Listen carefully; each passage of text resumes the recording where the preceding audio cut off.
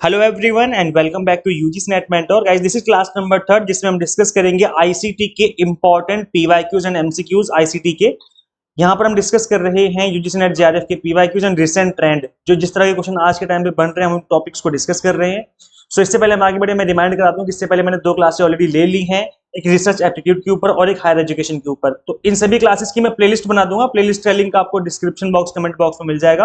Otherwise आप channel पे visit करके भी प्लेलिस्ट में जाकर के क्लासेस को देख सकते हो।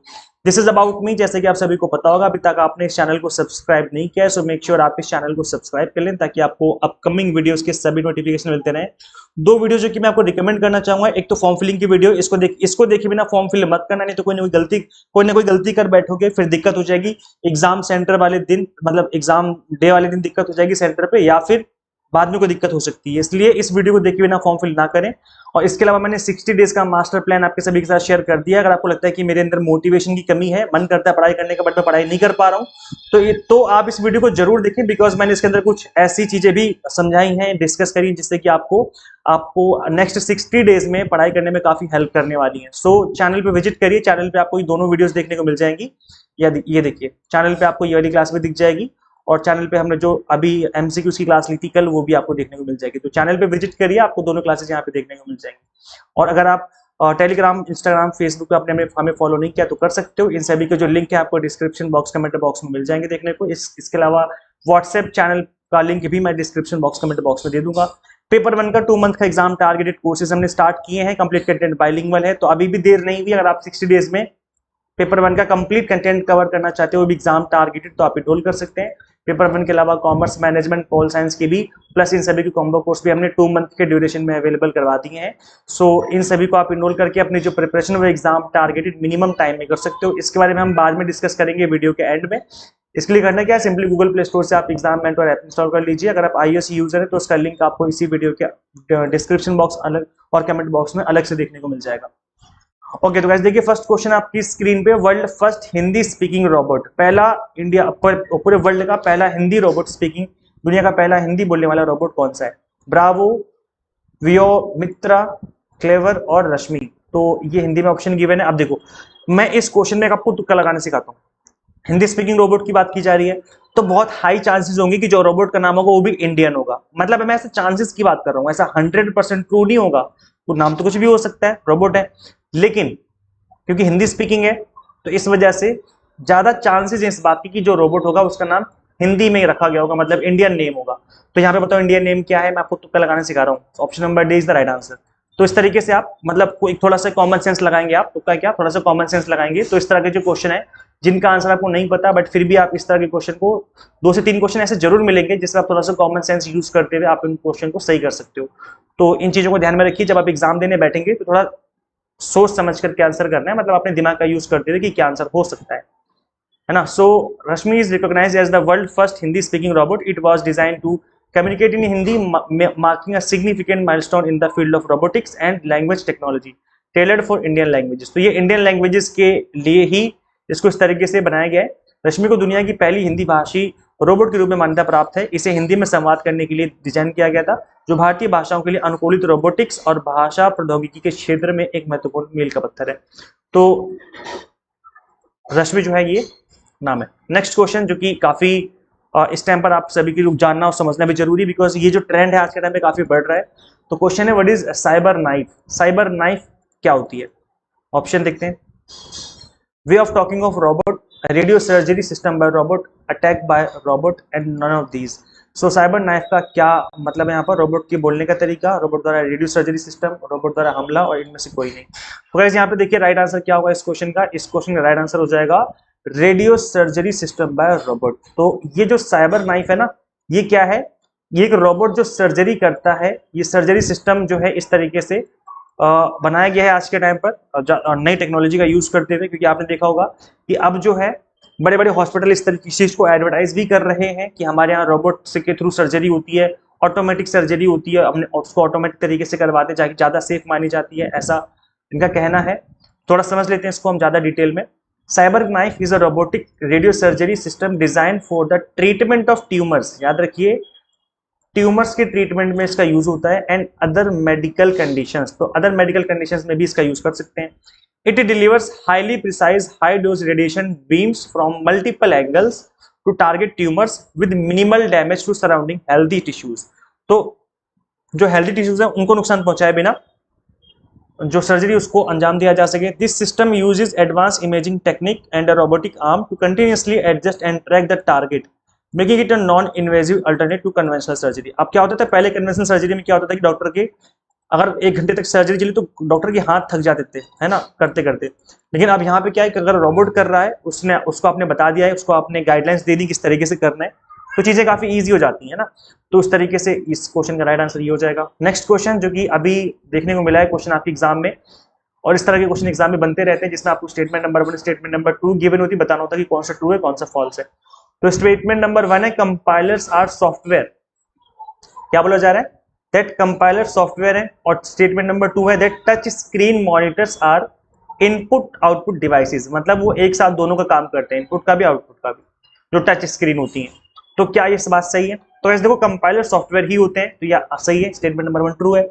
और टच स्क्रीन अगर देखा जाए तो इनपुट आउटपुट दोनों का काम कर रहे हैं. जो टच स्क्रीन होती है उसमें क्या होता है, आप टच करते हो, जैसे आप टच करते हो तो फिर उस तरीके से वो आगे अंदर कमांड देता है, मतलब आगे कमांड जाती है और फिर वो आपको शो करता है. स्क्रीन पे आपको सब कुछ शो हो रहा है, तो कमांड भी आप स्क्रीन पे दे रहे हो और वहां पे जो आउटपुट है वो भी आपको स्क्रीन पे शो हो रहा है. तो इनपुट भी वही है और आउटपुट भी वही है ना. तो जो टच स्क्रीन है वो आपके इनपुट आउटपुट डिवाइसेस दोनों का काम करती है.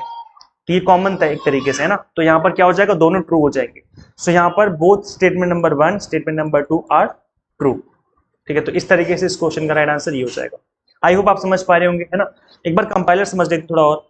A compiler is a program that translate a source program written in some high level programming language into machine code for some computer architecture. तो ये क्या है, लैंग्वेज को बदलने का काम करता है. यहाँ पे आप देख पा रहे होंगे कंपाइलर यहाँ पर है ना, और यहाँ पर क्या है, हाई लेवल लैंग्वेज है और यहाँ पर लो लेवल लैंग्वेज है. तो इस केस में आप देख पा रहे होंगे इसको चेंज करने का, बदलने का काम जो है ये कंपाइलर यहाँ पे कर रहा है. ठीक है, समझ पा रहे हैं ना आप लोग. चलो गाइस नेक्स्ट क्वेश्चन डिस्कस करते हैं. सो नेक्स्ट क्वेश्चन है which one of the following acronyms matches incorrectly. अब आपको बताना कि कौन सा इनकरेक्ट है फुल फॉर्म की केसेस में. तो एटीएम की फुल फॉर्म क्या होती है, ऑटोमेटिक टेलर मशीन. बिल्कुल सही है, सही लिखा हुआ है. हमें इनकरेक्ट वाले बताना है, जो क्या है पूर्ण रूप से गलत है, हमें उसको बताना है. हमें सही नहीं बताना, हमें गलत वाला बताना है. सिम की फुल फॉर्म क्या होती है, सब्सक्राइबर आइडेंटिटी मॉड्यूल. ये भी बिल्कुल सही है. जीपीएस की फुल फॉर्म क्या होती है, ग्लोबल पोजिशनिंग सेंसर. तो ये गलत है, ग्लोबल पोजिशनिंग सिस्टम होती है, सेंसर नहीं सिस्टम होती है. और जीआईएस होती है जियोग्राफिक इंफॉर्मेशन सिस्टम. ये भी सही है. तो ऑप्शन नंबर सी जो है इसका राइट आंसर हो जाएगा, बिकॉज यहाँ पर इसका जो है गलत लिखी हुई है. अब थोड़ा समझ लेते हैं जीपीएस के बारे में. GPS stand for global positioning system, a space-based radio navigation system that provides information about position, velocity and time. तो हर तरीके से ये ह्यूमन के लिए हेल्पफुल है GPS. GPS usage a network of satellites. याद रखिए एक नेटवर्क ऑफ सैटेलाइट्स को यूज करता है. ग्राउंड स्टेशन भी इसमें होते हैं क्योंकि उसी के थ्रू आपका नेटवर्क पहुंचेगा. And receivers to determine a user's location on earth. GPS can pinpoint a user's location to within a few yards and time to within 10 nanosecond. It's available worldwide 24/7. तो वैसे देखो अब इतनी ज्यादा heavy technology आ चुकी है कि 24 घंटे सातों दिन आपके ऊपर नजर रखी जा सकती है ऊपर से कि आप क्या कर रहे हो, क्या आप घर से बाहर निकले हो, क्या आप घर के अंदर जा रहे हो. मतलब हर तरीके से आपको ट्रैक किया जा सकता है. तो जीपीएस एक बहुत ही स्ट्रॉन्ग कह सकते हैं कि एक बहुत बड़ा इनोवेशन है ये. तो ये जीपीएस का यूज करते हुए आपने देखा होगा ओला उबर हो गए, रैपिडो हो गया, बड़ी बड़ी कंपनियां जो है इस पे काम करती हैं. आई मीन इसका यूज करते हुए काम करते हैं, क्योंकि अब आपने देखा होगा कि अगर रास्ता आपको नहीं पता तो भी आप जीपीएस का यूज करते हुए वहां पहुंच जाते हो गूगल से पूछते हुए, है ना. तो ये एक बहुत बड़ा इनोवेशन है जिससे कि चीजें जो है बहुत कन्वीनियंट हो पाई हैं. The first global positioning system satellite was launch in 1978. पहला इस ईयर में लॉन्च हुआ. The US government owns the global positioning system. अब याद रखिए यूएस गवर्नमेंट तब ऑन करती थी. And the United States Air Force operates it.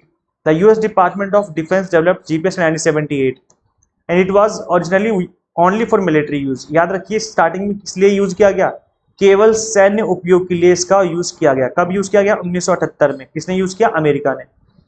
However after the Korean airlines disaster in 1983 the Reagan administration made GPS available for civilian use. तो इतना बड़ा disaster हो गया था, एक एयरलाइन डिजास्टर था वो.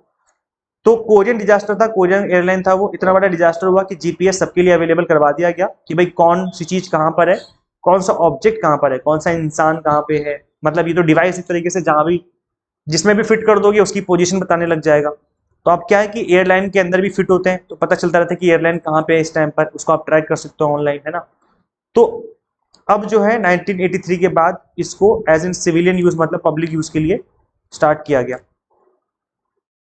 तो ये इसका एक इंपॉर्टेंट फैक्ट है। अच्छा गाइस देखो, मैंने जैसे ये जो क्वेश्चन था ये आप देख सकते हो कि ये क्वेश्चन था आपका एब्रीवेशन के ऊपर। तो आपको पता है कि आपके एग्जाम में एब्रीवेशन के ऊपर क्वेश्चन बनते रहते हैं, है ना, most of the time question बन जाते हैं एग्जाम में। तो जितने भी इंपॉर्टेंट एब्रीवेशन है उनको उनकी पीडीएफ मैंने आपको फ्री में अवेलेबल करवा रखी है। काफी सारे एब्रीवेशन मैंने फ्री में मतलब एज ए पीडीएफ में लिख करके आपको अवेलेबल करवाया जो इंपॉर्टेंट आईसीटी एब्रीवेशन है। तो ये पीडीएफ कहाँ मिलेगी, ये मिलेगी आपको एग्जाम मेंटर ऐप पर। और ये कहाँ से इंस्टॉल कर सकते हो, ये कर सकते हो आप प्ले स्टोर से, गूगल प्ले स्टोर से आप इसको इंस्टॉल कर सकते हो। इसको इंस्टॉल करने के बाद आप क्लिक करना इसके होम पेज पे फ्री स्टडी मटेरियल, इस तरीके से आप देखना होम पेज पे ऐसे लिखा होगा, इस बटन पे आप क्लिक करेंगे वहां पे आपको दिख जाएगा फ्री कंटेंट, तो वहां से आप इसको डाउनलोड कर सकते हो। तरीका मैंने आपको बता दिया, इसी तरीके से डाउनलोड करना, नहीं तो परेशान हो जाओगी फिर आप में ढूंढते रहोगी कि कहाँ पे। नेक्स्ट क्वेश्चन करते हैं गाइज। अच्छा इस पीडीएफ के अलावा आईसीटी की पीडीएफ के अलावा और भी काफी सारा कंटेंट फ्री में अवेलेबल है, जैसे पीवाईक्यूज फ्री में अवेलेबल है, आप डाउनलोड कर सकते हो। इसके अलावा इंपॉर्टेंट एंशिएंट यूनिवर्सिटीज जो है इंडिया में उनकी पीडीएफ अवेलेबल है फ्री में। नेशनल एजुकेशन पॉलिसी 2020 की जो इंपॉर्टेंट फैक्ट है उसकी पीडीएफ अवेलेबल है। तो काफी सारे पीडीएफ अवेलेबल है जिसको यूज करते हुए आप इन टॉपिक्स को अच्छे से प्रिपेयर कर सकते हो। तो आप इसको, अच्छा अगर आप iOS यूजर हैं तो उसका लिंक मैंने आपको अलग से डिस्क्रिप्शन बॉक्स कमेंट बॉक्स में दिया हुआ है, तो आप उसी लिंक से इंस्टॉल करिए। आप एग्जाम मेंटर जो ऐप है वो iOS पे अवेलेबल नहीं है, उस पर अलग नाम से ऐप है। नेक्स्ट क्वेश्चन है HTTP URL मैक एड्रेस और IP एड्रेस, इसकी मैचिंग करनी है, बताओ इसका राइट आंसर क्या होगा। तो ऐसे देख लेते हैं एक बार। इस तरह के क्वेश्चन में अगर आपको एक भी आइटम का आइडिया है तो आप क्वेश्चन को सही करके आ सकते हो। जैसे एग्जांपल के तौर पे अगर मुझे नहीं पता कि HTTP क्या होता है, मुझे नहीं पता मैक एड्रेस क्या होता है, मुझे नहीं पता IP एड्रेस क्या होता है, मुझे पता है URL के बारे में। URL होता है एक वेबसाइट का एड्रेस, अगर मुझे सिर्फ इतना पता है तो भी इस क्वेश्चन को मैं आंसर सही कर सकता हूँ। देखो कहाँ पे, यहाँ पर यूनिक एड्रेस है, मेन प्रोटोकॉल है, एड्रेस गिवन है, जबकि यहाँ पर वेबसाइट एड्रेस है। तो इसका मतलब क्या हो गया कि URL जो है वो वेबसाइट एड्रेस की बात करता है। तो बी जो है बी का फोर्थ हो जाएगा। अब देखिए बी का फोर्थ कहाँ पर है, बी का फोर्थ या तो यहाँ पर या तो बी का फोर्थ यहाँ पर है। बी का फोर्थ यहाँ पे नहीं, बी का फोर्थ यहाँ पे नहीं, इसका मतलब ना तो सी हो सकता है ना तो डी, ये दोनों तो हो ही नहीं सकते, है ना। तो इसका मतलब है कि मैं ए और बी में से किसी एक ऑप्शन को चुनने वाला हूं। आप सुनना ध्यान से, URL के अलावा अगर आपको थोड़ा सा भी आइडिया है किसके बारे में, IP एड्रेस के बारे में या फिर HTTP के बारे में, किसी के बारे में भी आपको थोड़ा सा भी आइडिया है तो भी आप इस क्वेश्चन का आंसर सही लगा सकते हैं। जैसे HTTP क्या है, ये एक मेन प्रोटोकॉल होता है that governs the transmission of data using the internet, है ना, हाइपर टेक्स्ट ट्रांसफर प्रोटोकॉल। तो ये क्या है, इंटरनेट का यूज करते हुए ट्रांसमिशन ऑफ डेटा को गवर्न करता है। अगर इसकी फुल फॉर्म पता है तो भी आप इसका आइडिया लगा सकते हो, या अगर आपको IP एड्रेस के बारे में पता है थोड़ा सा भी तो आप इसके बारे में आइडिया लगा सकते हो that IP address an address given to each device on a network, it is provided by the network, है ना। तो डी का हो जाएगा थर्ड ऑप्शन, यानी डी का हो जाएगा थर्ड, ए का हो जाएगा सेकंड, सी का हो जाएगा फर्स्ट, यानी कि option number A will be the right answer. तो इस तरीके से आप इस तरह के जो क्वेश्चन है उनको सॉल्व कर सकते हैं। बाकी हिंदी में भी लिखा हुआ आप हिंदी में पढ़ लीजिए जो स्टूडेंट्स हिंदी मीडियम से, ताकि आप लोगों की भी अच्छे समझ में आ जाए। ठीक है, सो अब यहाँ समझ धीरे धीरे एक करके। मैक एड्रेस क्या होता है, it is a unique address of the device which is provided by the manufacturer.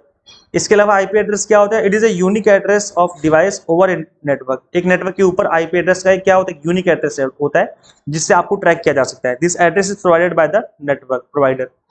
HTTP की फुल फॉर्म क्या होती है, hyper text transfer protocol. It is the main protocol which helps in transmission of data over the network. And URL क्या होता है, ये सभी को पता है कि वेबसाइट एड्रेस होता है। अच्छा IP4 और IP6 से रिलेटेड क्वेश्चन आपके एग्जाम में बार बार बने हैं और बार बार बनते रहते हैं, तो मैं एक बार थोड़ा सा बता देता हूँ IP4 के बारे में। IP4 एड्रेस कुछ इस तरीके से दिखता है जो कि डॉट डॉट से सेपरेटेड होता है, 4 नंबर होते हैं इसमें इस तरीके से आप देख सकते हो, जो कि डॉट डॉट से सेपरेटेड होता है। टोटल 4 नंबर है, 1 2 3 4। अभी जो 4 नंबर है इसमें मिनिमम नंबर हो सकता है 0, मतलब कहीं पर मिनिमम 0 आप शो कर सकते हो, और मैक्सिमम 255 हो सकता है। अगर मैं इन चारों नंबर में कोई एक नंबर 256 लिखना चाहूँ तो पॉसिबल नहीं है, मैक्सिमम नंबर 255 होता है।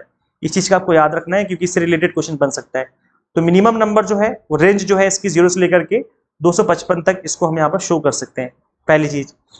दूसरी चीज कि ये जो IP एड्रेस है ये कुछ इस तरीके से हो सकता है कि चारों 0 या चाहे चारों 255 हो, ना तो इसके माइनस में नंबर नहीं हो सकता और 255 के बियॉन्ड नंबर नहीं हो सकता, 256 नंबर नहीं हो सकता। तो इस चीज का आपको ध्यान रखना है। इसके अलावा गाइस देखो ये जो नंबर है ये सारे नंबर 8 बिट्स के होते हैं, 8 बिट्स के होते हैं, टोटल 34 बिट्स हो गया। तो एक बार एग्जाम में आपसे साइज पूछ लिया गया था कि बताओ कितने साइज का होता है, तो टोटल 34 बिट्स का होता है।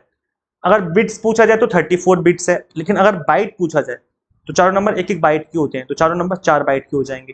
तो दोनों याद रखने हैं, है ना। टोटल 8 बिट्स होगा, 38 बिट्स होगा, 32 बिट्स होगा या फिर 4 बाइट होगा। जिस भी फॉर्म में पूछा जाए आप उसका आंसर उस तरीके से कर देना। अब ये आईपी एड्रेस है, कुछ इस तरीके से दिखता है। आई थिंक आपको समझ में आ गया होगा।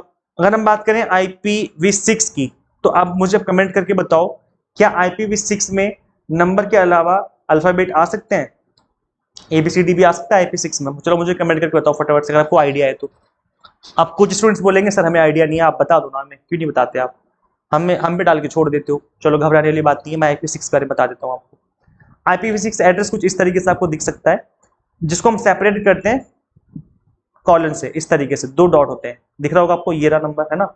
इससे सेपरेट करते हैं। जबकि IPv वाले 4 एड्रेस में क्या था, IP4 एड्रेस में क्या था, हम इसको डॉट से सेपरेट कर रहे थे। लेकिन इस वाले में थोड़ा सा सेपरेशन अलग तरीके से होता है।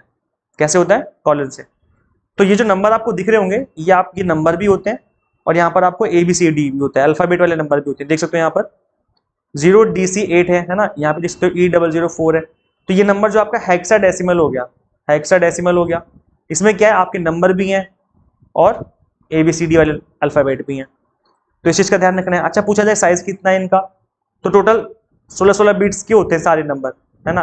तो 1 2 3 4 5 6 7 8, 16 मल्टीप्लाई बाय 8 कर दो तो 128 बिट आ गया। तो इसका साइज आपको याद रखना है कि कितना है, 128 बिट इसका साइज होता है। तो ये कुछ बेसिक डिटेल्स हैं IP4 IP6 के बारे में। नेक्स्ट क्वेश्चन आपकी स्क्रीन पे, a computer uses RAM and ROM to store data, है ना। अच्छा गाइस देखो, मैं ना आप लोगों से रिक्वेस्ट करता हूँ कि ना कंटेंट बनाने में बहुत मेहनत लगती है, बहुत टाइम लगता है PPT बनाने में, सब एक्सप्लेन करने में। तो ना वीडियो को लाइक करके और कमेंट कर दिया करो, जो भी आपकी फीड आपको लगे। मेरा पढ़ाना आपको कैसा लगता है आप कमेंट कर सकते हैं इस बारे में। तो इससे क्या है, मुझे मोटिवेशन मिलती है, क्योंकि आप लोगों को भी मोटिवेशन चाहिए होती है पढ़ाई के लिए, मुझे भी कंटेंट क्रिएट करने के लिए मोटिवेशन चाहिए होती है। तो इसलिए मैं बोलता हूँ आप सभी से कि वीडियो को लाइक करके कमेंट किया करो, शेयर किया करो इस वीडियो को ज़्यादा से ज़्यादा। जो जिस भी ग्रुप में आप ऐड हो, आप शेयर कर दो इस वीडियो को, ताकि सभी तक इन्फॉर्मेशन पहुंच सके, है ना। सो ये काम आपको करना है, ये आपके एंड में मैंने छोड़ दिया है।